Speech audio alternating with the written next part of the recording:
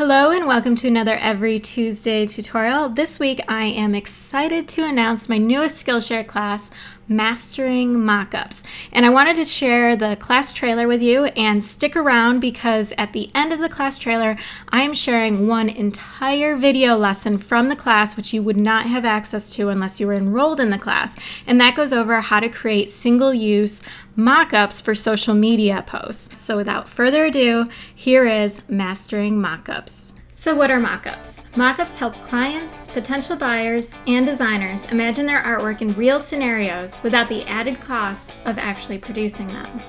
With a little Photoshop trickery, you can take any artwork and put it on a real product in just a few quick steps. I'm Tila, and I'm a graphic designer with plenty of experience in the mockup world, producing artwork related to Fortune 500 companies and small businesses. Mockups are an incredible sales tool for designers because not only is your artwork able to be seen on products you never had to pay to produce, it also couldn't be more convincing to clients when they're able to see a product and imagine a design being fully realized. In this class, we'll go over two different kinds of mockups, single-use and multi-use. Single-use mockups are perfect if you're in a hurry and only need it created once, like a social media post. When you create a multi-use mockup, you define the artwork areas once, and if you ever want to switch out your artwork with new artwork in the future, it's as easy as just placing the artwork in and it'll snap right into place. We'll go over a bunch of different styles of mockups from simple, straight above shots to perspective shots, how to make fabric mockups look as real as possible utilizing displacement maps and wrapping artwork around curved objects.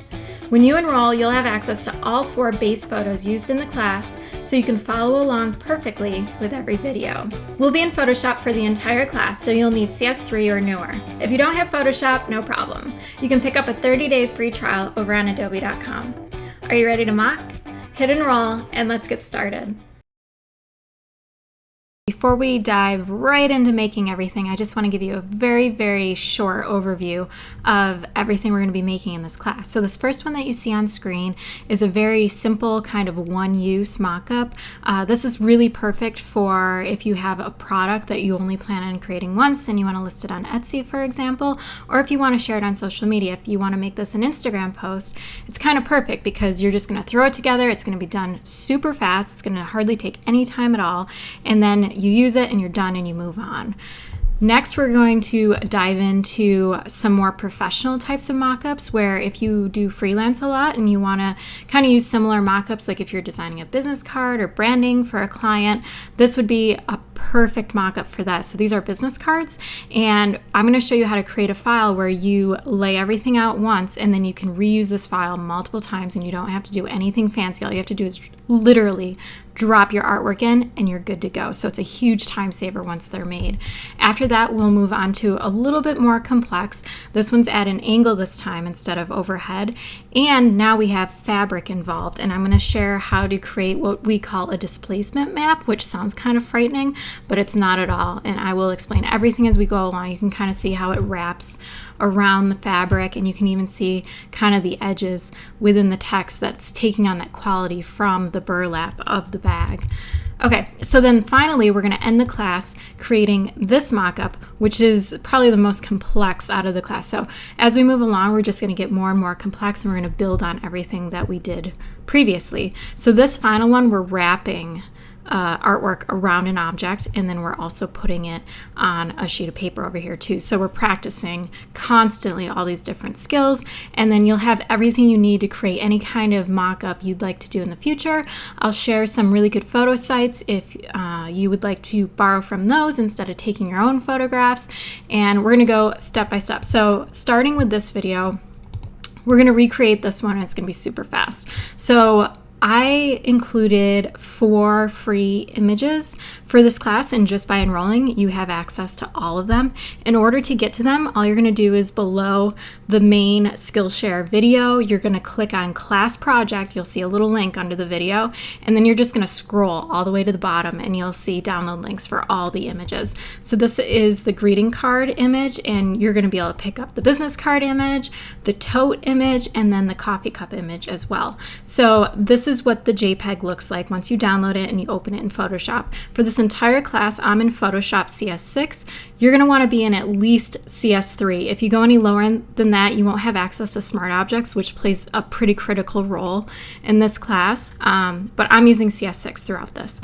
Okay, so this is what my happy birthday card scan looked like, and it does not look that good at all. So all the other images that I'm using in the class, I'm totally skipping the image editing part just to save time.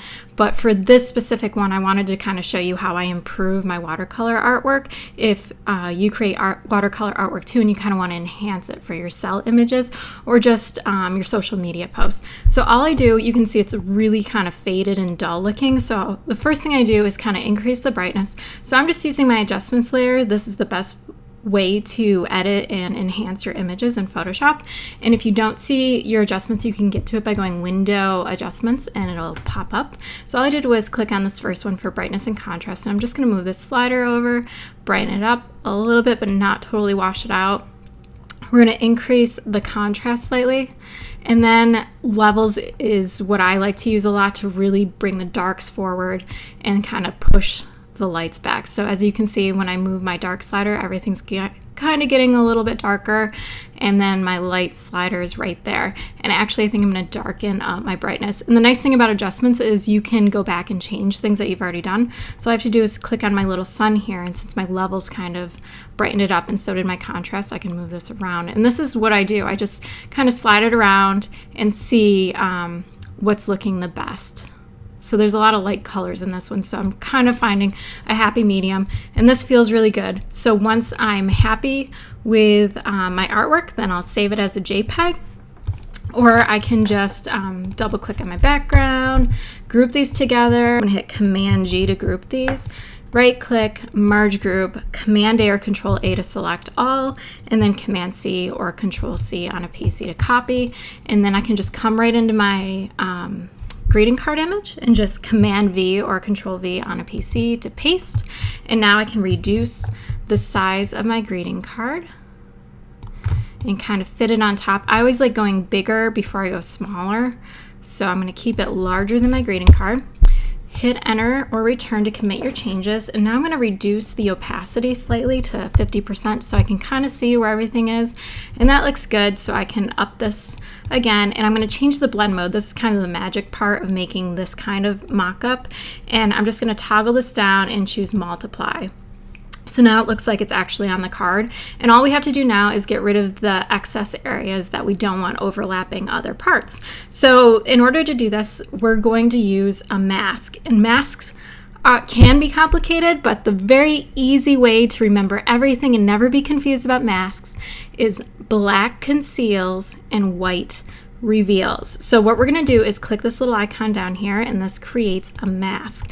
And as you can see over here, this is what our mask looks like. And whenever you're using a mask, you're using the brush tool and you're brushing either white or black. So we're going to be brushing black because we want to conceal these areas. If we accidentally brushed in black over here, this would go away and we'd have to brush in white to bring it back to reveal it. So I'll show you what I mean. So just make sure this little white box right here is selected. Hit B on your keyboard for your brush tool, and I'm going to use a soft brush for this. And in order to tell if it's a soft brush, you just look right here where it says hardness and make sure that this is 0%. I'm going to make sure my opacity is 100% up here, and then I'm going to make sure I've got black in the front because I need to start hiding this or concealing it. So I'm going to switch this. You can hit X on your keyboard, or you can just toggle these little arrows and it'll switch back and forth.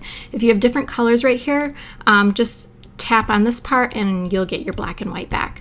Okay, so I'm going to zoom in here, and I'm just going to begin brushing, and as you can see, I'm concealing it. And the nice thing about masks is it's a form of non-destructive editing, which means if you mess up, you can always go back. Nothing is totally permanent, the changes that you make. So this is pretty fast, like I said, and really perfect for social media. Stuff that you would only need to do once. So just keep that in mind. This technique, just use it for stuff you only plan on doing once, or if you're on a giant time crunch and you just need to get your stuff done, this is the method to use. I'm just going to go around, make sure I don't have any loose areas. And that's looking pretty good. and I'll reduce my brush way down by hitting the close bracket key on my keyboard. And then I'm going to switch to white because I got rid of this part, but now I want it back. So if I hit X on my keyboard, I can switch back to my white into the front, and then I'm going to reveal this. And let's see, I'm going to reveal this up here.